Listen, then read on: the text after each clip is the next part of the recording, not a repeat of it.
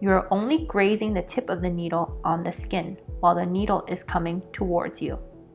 Then you lift a tiny bit and then go back to where you started, and you repeat this 8 times before you move on to the next section.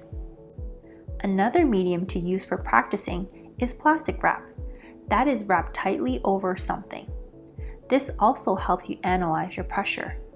If you puncture the plastic wrap, your pressure is too hard. The third one we have is a ruler.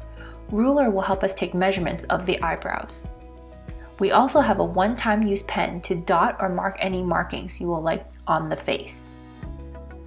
When you are shading in detailed areas such as the tail or the curve of the arch, it is better to shade in one direction, either towards you or away from you.